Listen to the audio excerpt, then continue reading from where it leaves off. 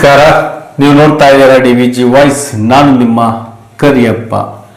ಇವತ್ತು ದಾವಣಗೆರೆ 2026 ದಕ್ಷಿಣ ವಿಧಾನಸಭಾ ಕ್ಷೇತ್ರದ ಅಭ್ಯರ್ಥಿಗಳನ್ನು ನೋಡಿದ್ದೀರಾ.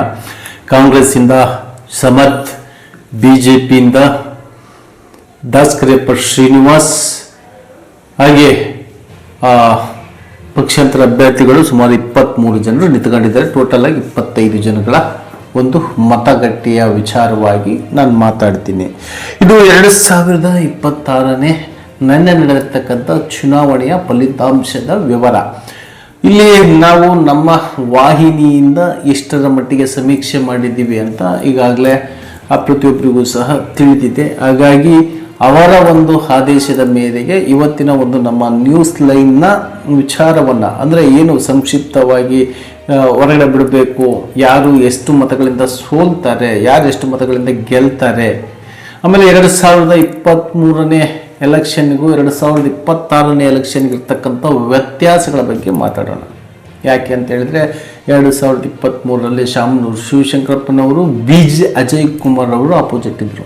ಅವಾಗೂ ಸಹ JDS, SDPI ಇದು ಈ ಬಾರಿ ಡೈಮಂಡ್ ಏನೋ ಬಂದಿದೆ, ಹೊಸದಾಗಿ ಬಂದಿದೆ. ಅದು ನಾವು ಈ ಬಾರಿ ಕೇಳಿದ್ದೀವಿ. ಅದಕ್ಕೆ CM ಇಬ್ರಾಹಿಂ ಅವರು ಸಹ ಬಹಳ ಬೆಂಬಲವನ್ನು ವ್ಯಕ್ತಪಡಿಸಿದರು. ಬಟ್ ಇಲ್ಲಿ ನಾನು ಈಗ ಹೇಳಿಕೊಟ್ಟಿರ್ತಕ್ಕಂಥ ವಿಚಾರ 2023ರಲ್ಲಿ ನಮ್ಮ ದಾವಣಗೆರೆ ಸೌತ್, ಅಂದರೆ ದಾವಣಗೆರೆ ದಕ್ಷಿಣ ವಿಧಾನಸಭಾ ಕ್ಷೇತ್ರದಲ್ಲಿ 2,10,725 ಮತಗಳಿದ್ವು. 2023ರಲ್ಲಿ 1,45,727 ವೋಟುಗಳು ಮತಗಟ್ಟೆಗೆ ಹೋಗಿ ಮತವನ್ನು ಹಾಕಿದ್ರು. ಆ ಸಮಯದಲ್ಲಿ 69.48% ಮತಗಟ್ಟೆಯಲ್ಲಿ ಪರ್ಸೆಂಟೇಜ್ ಬಂದಿತ್ತು. ಬಟ್ ಈ ಬಾರಿ 2020ರಲ್ಲಿ 2,31,072 ಮತದಾರರಿದ್ದಾರೆ. ಅದರಲ್ಲಿ 1,58,350 ಮತದಾರರು ಮತಗಟ್ಟೆಗೆ ಹೋಗಿ ಮತವನ್ನು ಹಾಕಿದ್ದಾರೆ. ಈ ಬಾರಿ 68.55 ಬಂದಿದೆ. ಬಟ್ ಇಲ್ಲಿ 1% ನೋಡಿ, ನಾನು ಯಾಕಿದ್ದೀನಿ ಒತ್ತಿ ಹೇಳ್ತೀನಿ ಅಂತ ಹೇಳಿದ್ರೆ, ಈ ಬಾರಿ ದಾವಣಗೆರೆ ದಕ್ಷಿಣ ವಿಧಾನಸಭಾ ದಂಗಲ್ ಅಂತ ಹೇಳಿದ್ರು ತಪ್ಪಾಗಲಾರ್ದು. ಈ ಕಡೆ ಕಾಂಗ್ರೆಸ್ನ ಅವಳಿ, ಆ ಕಡೆ BJPದು, ಆ ಕಡೆ SDPI, ಈ ಕಡೆ ಡೈಮಂಡು, ಈ ಕಡೆ ಜನಹಿತ, ಈ ಕಡೆ KRS, ಈ ಕಡೆ AAP, ಭಯಂಕರವಾಗಿ ಎಲೆಕ್ಷನ್ಗಳು, ಪ್ರಚಾರಗಳು, ಅಬ್ಬರದ ಪ್ರಚಾರಗಳು ಅಂತ ಹೇಳ್ಬೋದು.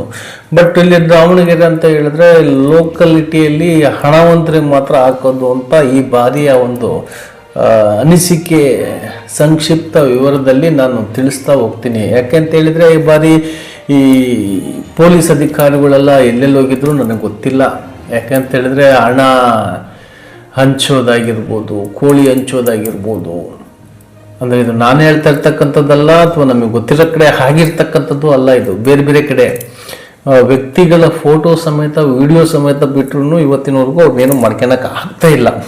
ಕಾರಣ ವ್ಯವಸ್ಥೆ ಆಗಿದೆ. ಪೊಲೀಸ್ ಇಲಾಖೆ ತಡೆಗಟ್ಟಬೇಕಾಗಿತ್ತು. ಯಾಕೆ ಅವ್ರು ಸುಮ್ಮನಿದ್ದಾರೆ, ಅಥವಾ ಏನು ಉಸ್ತುವಾರಿಗಳ ಒಂದು ಅರ್ಭಟನ, ಇಲ್ಲಿ ದುಡ್ಡಿದ್ದಂತವನೇ ಗೆಲ್ಬೇಕಾ?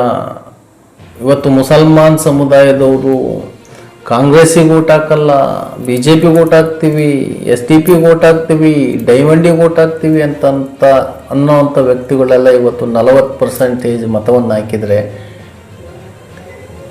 ಇದು ಯಾವುದು ನೋಡಿ ಪ್ರಜಾಪ್ರಭುತ್ವದಲ್ಲಿ? ಅದಕ್ಕೆ ಹೇಳೋದು, ಪ್ರತಿಯೊಬ್ಬ ವೋಟರು ಸಮೇತ ಮತ ಹಾಕಬೇಕು. ಮತ ಹಾಕಲಿಲ್ಲ ಅಂತ ಹೇಳಿದ್ರೆ ಒಂದು ಏನು ಗೋರ್ಮೆಂಟಿಂದ BPL ಕಾರ್ಡು, ಹಾಸ್ಪಿಟ್ಲ್ ಕಾರ್ಡು ಅವೇನಿದಾವಲ್ಲ ಅಷ್ಟನ್ನು ಮೊಟಕುಗೊಳಿಸಿಬಿಡ್ಬೇಕು.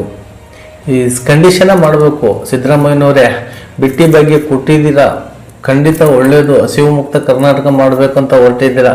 ಎಲ್ಲರೂ ನೀವು ಹೇಳಿದ್ದನ್ನೇ ಒಪ್ಕೋಬೇಕು ಅಂತ ಇಲ್ಲ. ಬಟ್ ಕೆಲವರಂತೂ ಒಪ್ಕೊಂಡಿದಾರಲ್ಲ, ನಿಮಗೆ ಮತ ಹಾಕಿ ಗೆಲ್ಸ್ಕೊಟ್ಟಿದ್ದಾರಲ್ವಾ. ಇದನ್ನು ಒಂದು ತನ್ನಿ ಕಂಡೀಷನ್ನು 100% ವಿದೇಶಿಗರ ಓಟ್ಗಳು ತಗೊಳ್ತೀರಾ? ಸ್ವದೇಶಿಗಳ ಓಟ್ಗಳು ಬೇಡವಾ ನಿಮಗೆ? ಕರ್ನಾಟಕದಲ್ಲಿ ಎಷ್ಟೋ ವಿದೇಶಿ ಓಟುಗಳಿದ್ದಾವೆ.